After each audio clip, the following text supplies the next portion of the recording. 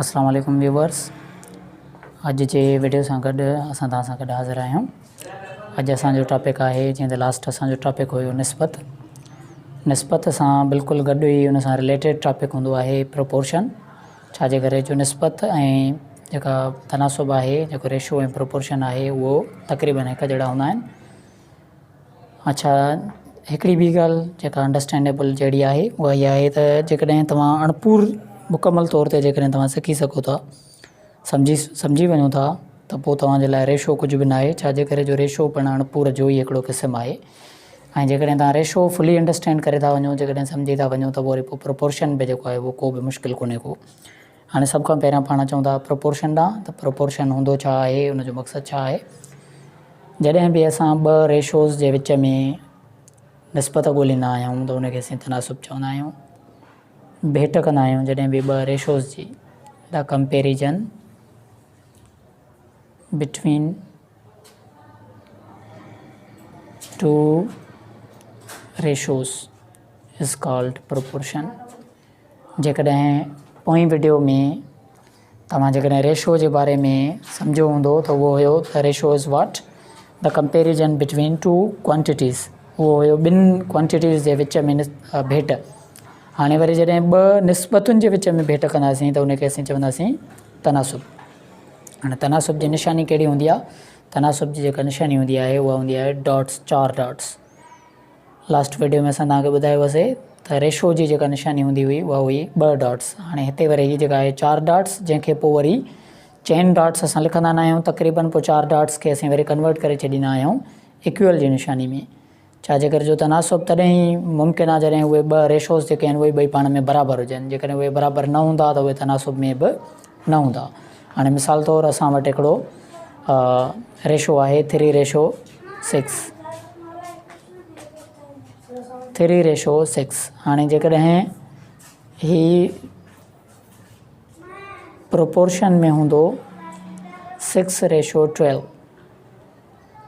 6:12। हाणे इहा कीअं ख़बर पवे त हीअ जेको आहे उहो प्रोपोर्शन में आहे या न आहे। ही हिक ॿिए सां ॿई रेशोज़ जेके आहिनि उहे तनासुब में आहिनि या न आहिनि। उनजे लाइ असां हिकिड़ो फार्मूलो यूज़ कंदासीं। उन फार्मूले जे ज़रिए असां मालूम कंदासीं त हीअ प्रोपोर्शन आहे या न आहे।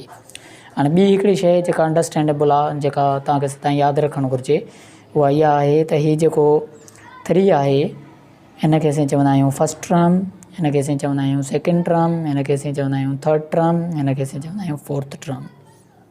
ऐं ही फस्ट टर्म, सेकेंड, थर्ड ऐं ही फोर्थ। हीअ जेको फस्ट टर्म ऐं फोर्थ टर्म आहे, इन्हनि ॿिन्ही खे गॾाए करे इन्हनि जो नालो असां ॾिनो आहे एक्सट्रीम। सिंधीअ में असीं हिनखे चवंदासीं छेड़ा, या असीं हिनखे चवंदासीं मुंडा। छेड़ा बि चई सघिजे थो, मुंडा बि चई सघिजे थो। अच्छा, ऐं हीअ जेके ॿ विच में जेके वैल्यूज़ आहिनि, असां उन्हनि खे चवंदा आहियूं, अंग्रेज़ी में उन्हनि खे चवंदा आहियूं असां मीन। सिंधीअ में असां हिननि खे चवंदासीं विचां, छो त इहे विचूं वैल्यू आहिनि, मिड वैल्यूज़ आहिनि। ऐं इहे जेके ॿाहिरियां आहिनि इहे ॿई छेड़ा आहिनि, या इहे जेके आहिनि उहे एक्सट्रीम लेवल ते आहिनि, इहे पंहिंजे लास्ट वैल्यूज़ ते आहिनि। हाणे फार्मूलो छा आहे कंहिं बि प्रोपोर्शन में हुजण जो फार्मूलो इहो आहे त जेकॾहिं असां मीन खे मीन सां ज़र्ब कयूं, mean multiply by mean, that should be equal to extreme multiply by extreme. Extreme multiply by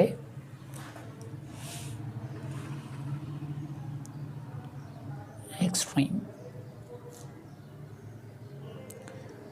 हाणे ॾिसूं त हीअ जेको असां मथियां जेको 2 रेशोज़ जेके लिखिया आहिनि 3:6, 6:12, इहे हिक ॿिए सां प्रोपोर्शन में आहिनि या न आहिनि।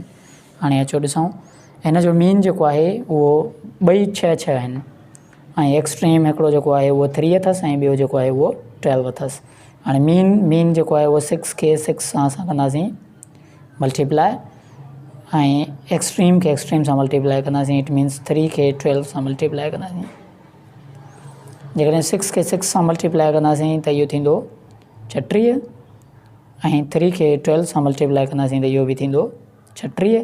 इन जो मक़सदु इहो आहे त हीअ जेको असां वटि ॿ जेके रेशोज़ आहिनि इहे ॿई पाण में मुतनासिब आहिनि या इहे ॿई जेके आहिनि उहे तनासुब में आहिनि।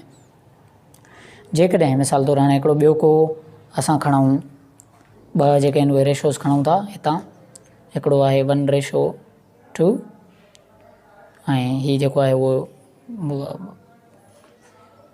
प्रोपोर्शन में आहे तव्हांजो 4:5 सां। हाणे ॿ रेशोज़ आहिनि, असां हाणे ॾिसूं था त इहे पाण में जेको उहो मुतनासिब आहिनि या न आहिनि, इहे तनासुब में आहिनि हिक ॿिए सां या न आहिनि। हाणे इन जो फार्मूलो असां वटि छा हूंदो त एक्सट्रीम खे मल्टीप्लाए कंदासीं एक्सट्रीम सां ऐं मीन खे मल्टीप्लाए कंदासीं मीन सां।